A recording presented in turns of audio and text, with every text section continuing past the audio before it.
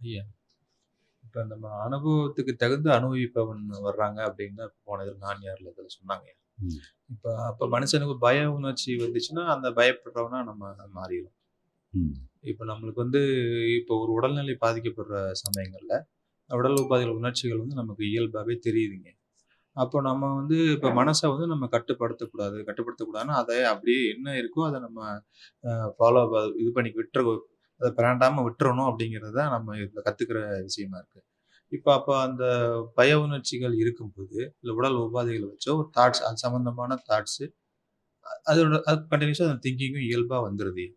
அதுவே மென்மேலும் வந்து டெவலப் ஆகி வந்து உபாதை ரொம்ப இதா போகுது. இந்த மாரி விஷயங்கள்ல வந்து நம்ம சமயத்துல என்னய்யா பண்ண முடியும்? அதாவது இப்போ மொத்தத்துல நம்ம கருத்து கான்செப்ட்ன்ட்டு எடுத்தோம்னா, அனுபவம் வேற, அனுபவிப்பவன் வேறன்னுட்டு ஒண்ணும் கிடையாது. 2ம் வேற வேற இருந்ததுன்னா, ஒண்ணு ஒண்ணா டாமினேட் பண்றதுங்கிற மாரி, கண்ட்ரோலுக்குள்ள எடுத்துக்கிடுறதுங்கிற மாரி வரும். இது சரிங்க. 2மே ஒண்ணு தான். மொத்தத்துல நம்ம கான்ஷியஸ் மைண்ட்ல உள்ள ஒரு அம்சம் தான் அது. எல்லாமே இப்போ உதாரணமா ஒரு எமோஷன் வருது. அந்த எமோஷன் வரும்போது ஒரு எனர்ஜியா தான் வருது. பயங்கிறத விட ஒரு எனர்ஜியா தான் வருது. அது பயங்கிறதே நமக்கு தெரியாது. முதல்ல ஒரு எனர்ஜி வருது. ஒரு சூழ்நிலை இப்போ ஒரு பாம்பு வந்துருது. உடனே நம்ம அதுலருந்து தப்பிக்கிறதுக்கான ஒரு எனர்ஜி, அல்லது அதை எதிர்கொள்றதுக்கான ஒரு எனர்ஜி நமக்குள்ள வருது. சரிங்க. அந்த எனர்ஜிய நம்ம என்ன பண்ணிடுறோம்னு சொன்னா, நம்ம தாட் மூலமா ரெகனைஸ் பண்றோம். தாட் மூலமா ரெகனைஸ் பண்ணும் பொழுது தான் அது என்னன்னு சொன்னா, பயம்ங்கிற ஒரு பெயர் பெறுது அது. அது தாட் எப்பவுமே 2 2ஆ தான் அத காட்டும்.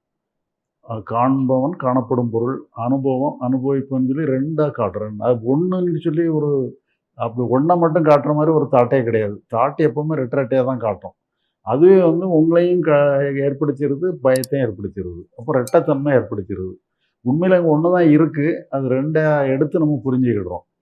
அது அப்படிதான் அது தாட்டினுடைய இன்டர்ஃபியரன்ஸ்னால அப்படி வருது அது. அது அதனால நம்ம இப்ப நமக்கு அங்க நம்ம அது ஒரு ஐடியாவா புரிஞ்சுக்கிடுறதுக்கு தான். இப்போ நீங்க உண்மையிலேயே ஒரு பயம்ங்கிற மாரி ஒண்ணு வந்ததுன்னு சொன்னா, இப்போ நமக்கு என்னன்னு சொல்லி சொன்னா, அந்த பயங்கிறத நீங்க முதல்ல இயற்கைன்னுட்டு எடுத்துக்கிடுங்க.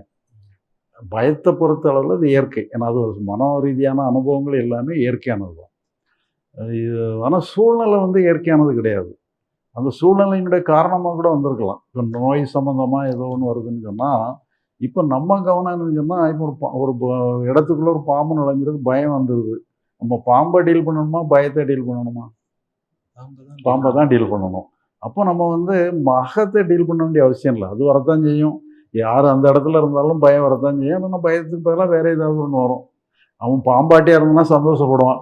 பரவாயில்ல என்ன வெளிய போய் பிடிக்கிற பாம்பு உள்ளே வந்துட்டேன்னு சந்தோஷப்படுவான். பாம்பாட்டிய தவிர மற்றவங்க எல்லாருக்குமே பயம் தான் வரும். அதுக்கு நம்ம புறத்துல வந்து நம்ம அப்ப என்னென்ன நம்ம முயற்சி என்னன்னா, புறத்துல என்ன பண்ணணும் பண்ணணுங்கிறத பண்ணணும். அப்படிங்கிறது. சப்போஸ் நீங்களே ஹேண்டில் பண்ண முடியும்ன்னு சொன்னா, நீங்களே ஒரு கம்பு எடுத்து ஹேண்டில் பண்ணிரலாம்.